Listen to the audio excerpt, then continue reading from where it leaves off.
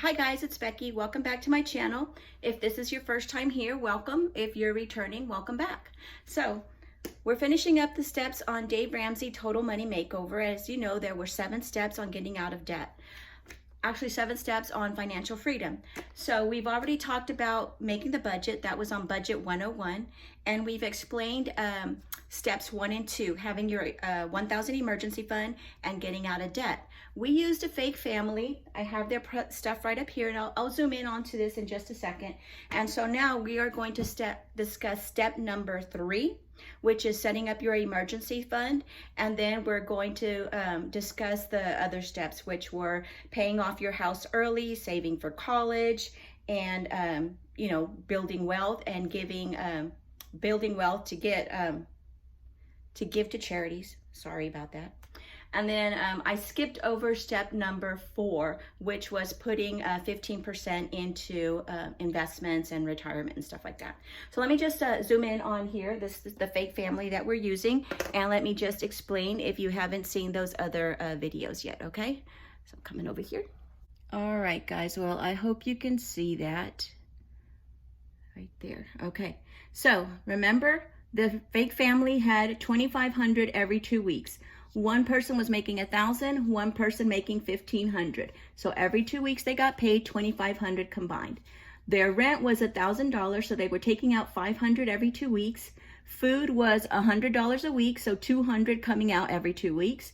The electric we were paying at the end of the month, so that would be for the next months, and that would be $300. Your phone was $100, cable $150, gas was $30.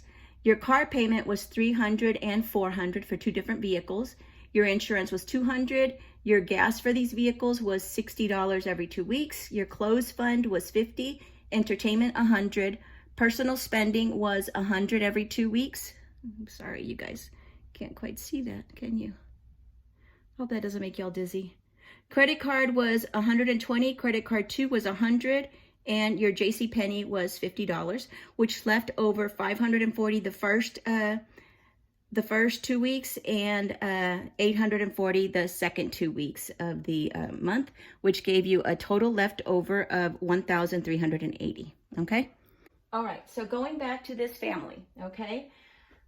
We are now going to talk about the emergency money. So how much emergency money should you have?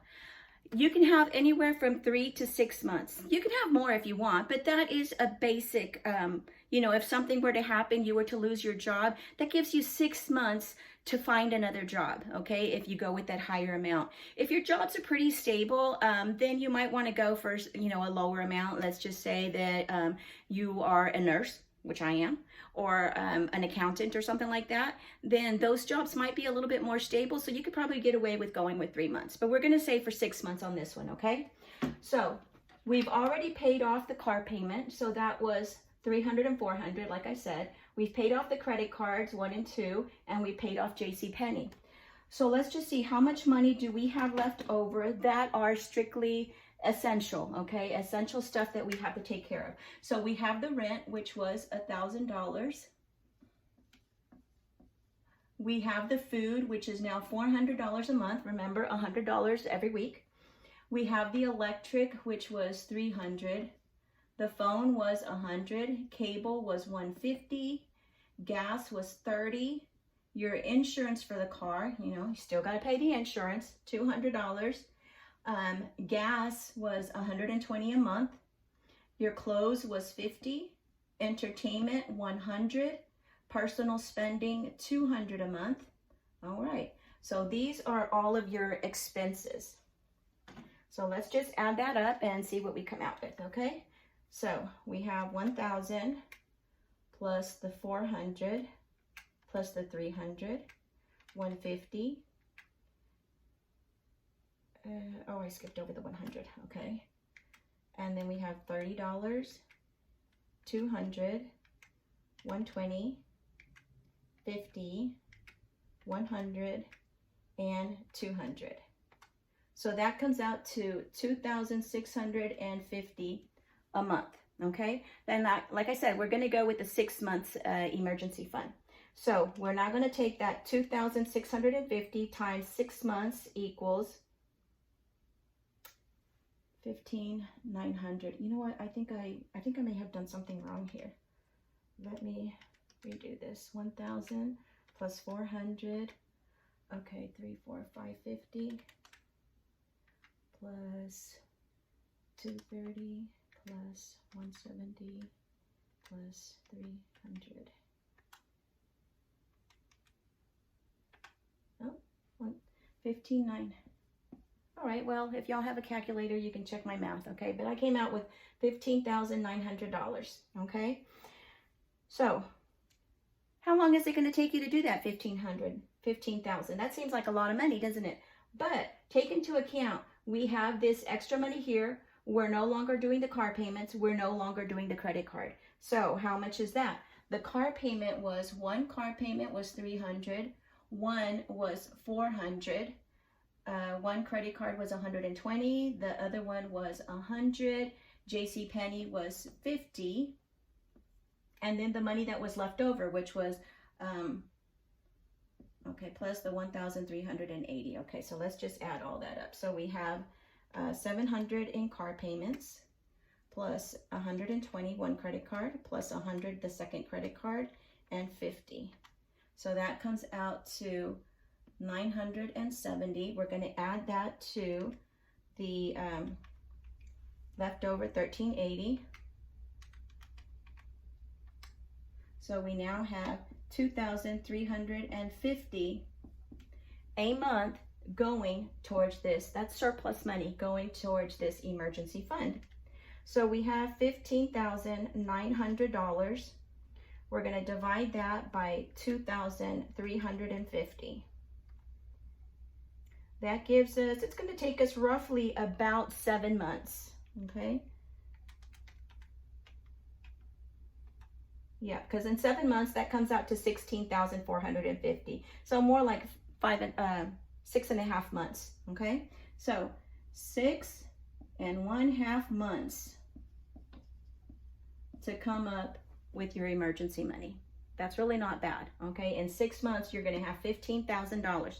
Your bills are going to be all paid off, and you're going to have $15,000 emergency fund, so you do not need to stress when a big car maintenance thing comes up or something. You've got the money set aside if you lose your job. You've got money set aside to buy you a little bit of time until you were to find another job, okay? So that's a big weight off of people's shoulders, you know. There are statistics out there that say that a lot of divorce and families breaking up are because of money, you know, fighting over money. So this way, kids don't need to grow up listening to this stuff anymore. You're out of debt. There you go. Now, let's talk about how much money to put into retirement or investments, okay? So you have 2,500 times 2 equals $5,000, okay? So you've got $5,000. I'm going to just write that over here. We're going to do 15% of that. So we're going to multiply that by 0.15. That's $750 a month for investments. That's 15%, okay? So $750 a month you want to put into investments. Now, what should you be investing in? Well, if your company has a 401k plan and they match it, then you want to put into that one. Put as much as they allow you to. So let's just say that they match you 6%. Then you want to put in at least minimum 6% into your 401k because they're going to match you dollar for dollar. So that's like doubling your money. That's like a 50% return on your money. Now, you may get some really great mutual funds and stuff out there in the public, but I don't think they're going to be giving you 50%, okay? They're not going to be doubling your money. So you might want to decide on giving into your 401k. Now, let's just say you don't particularly like the mutual funds or how they're investing the money, but they're still matching you. So that's why do only what they match, and then the rest you can take it and go find something out there in the public that you may like a little bit better, okay?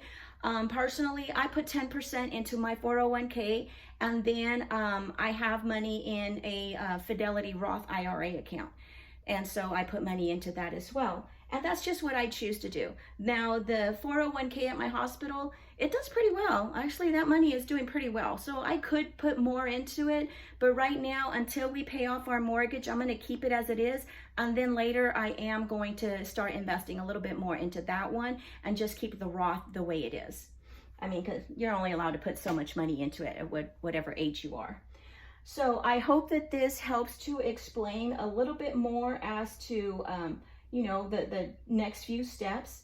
The other ones, as far as paying off your house early and your saving for college and giving to charity, those kind of all coincide after you've done your emergency fund. So after you've done your emergency fund, then you're doing these next steps. You're doing the $750, and then you can take a little bit extra and put into your mortgage payment, and then a little bit extra into your college. You know, you kind of divide things up so that you're still telling every dollar what to do. So you're basically still getting your checking account down to zero, okay? And that's what you want, okay?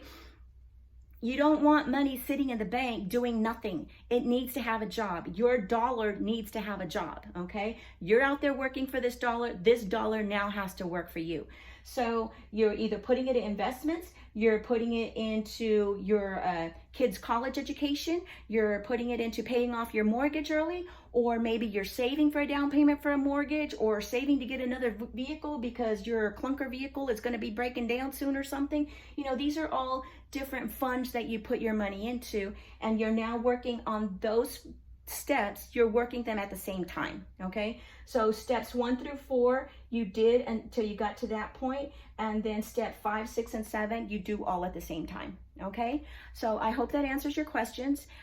If you like this video, please subscribe and hit like. It really helps me out a lot. And also just be aware, I am not a financial consultant, okay? I am not a finance planner or anything like that.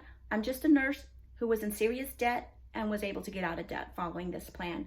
So I'm just hoping that this will help you out and encourage you to do the same thing or follow a different plan, but just get out of debt, okay? Thanks.